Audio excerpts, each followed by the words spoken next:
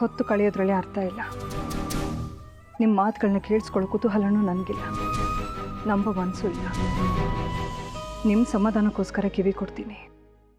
ಹೇಳಿ ಮುಗಿಸಿ. ನೀವು ಮನೆಗೆ ಬಂದಿದ್ದು ತುಂಬ ಸಂತೋಷ ಆಯಿತು. ಫಾರ್ಮಾಲಿಟೀಸ್ ಬೇಡ. ನೀವು ಅಲ್ಲಿ ಕಂಡಿದ್ದು ನೋಡಿದ್ದು ಯಾವುದು ಸತ್ಯ ಅಲ್ಲ.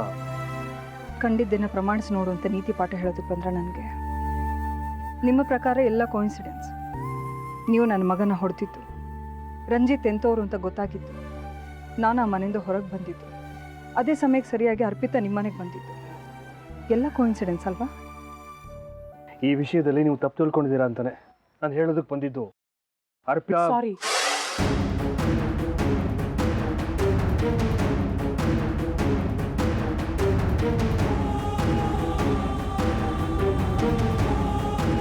ಏನೇ ಆಗಿರಲಿ ಮನೆವರೆಗೂ ಬಂದಿದ್ದಾರಲ್ವಾ, ಅದಕ್ಕೆ ಇಟ್ಟು ಹೋಗು.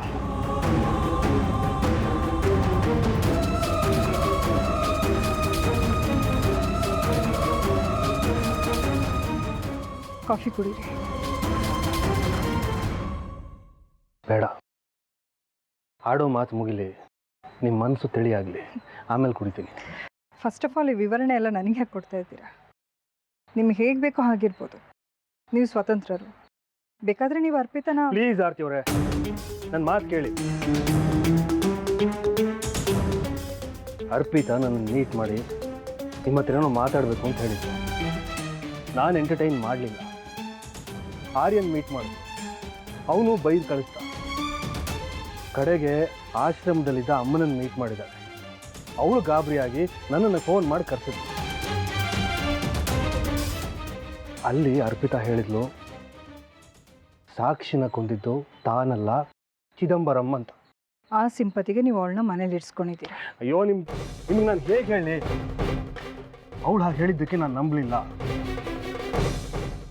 ತಾನು ಸತ್ಯ ಹೇಳಿದ್ದಕ್ಕೆ ಅವಳಿಗೆ ಚಿದಂಬರಂ ಕಡೆಯಿಂದ ಜೀವ ಬೆದರಿಕೆ ಇದೆ ಅಂತ ಹೇಳಿದ್ಲು. ನನ್ನ ಕಣ್ಣು ಮುಂದೆನೇ ಅವಳಿಗೆ ಅಟ್ಯಾಕ್ ಕೂಡ ಆಯಿತು. ನಾನು ಕದಲಿಲ್ಲ. ಆದರೂ ಮನೇಲಿದ್ದಾಳೆ. ಅಯ್ಯೋ, ಅಮ್ಮ 2 ದಿವಸ ಅವಳು ಇರಲಿ ಅಂತ ಫೋರ್ಸ್ ಮಾಡಿ ಕರ್ಕೊಂಬಂದು ಇಟ್ಕೊಂಡಿದ್ದಾರೆ, ನನ್ನ ಇಷ್ಟಕ್ಕೆ ವಿರುದ್ಧವಾಗಿ. ನಾನು ನಂಬಬೇಕು.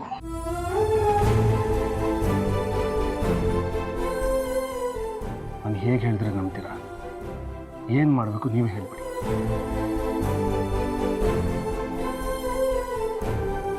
ಸಿಂಪಲ್.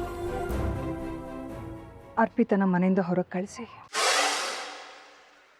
ನಿಮಗೆ ಬೇಡವಾದವರು ನಿಮ್ಮ ಇಷ್ಟಕ್ಕೆ ವಿರುದ್ಧವಾಗಿ ಆಗಿರಬೇಕು. ಈ ಕ್ಷಣ ಈಗಲೇ ಹೋಗಿ ನಾನು ಅವಳನ್ನ ಮನೆಯಿಂದ ಆಚೆಗೆ ಹಾಕ್ತೀನಿ. ಆಗ್ಲಾದರೂ ಆಡಿರೋ ಮಾತನ್ನ ನಡೆಸ್ಕೊಡಿ, ಆಮೇಲೆ ಮುಂದೆ.